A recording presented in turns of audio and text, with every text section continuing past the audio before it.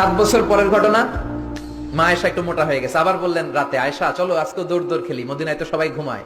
মা আয়েশা মহা খুশি, ভাবছে ওই দিনও হারাইছে, আজকেও হারাবে। বিশ্বনবী মনে মনে বলে, আজকে নো চান্স, আজকে চান্স দিব না।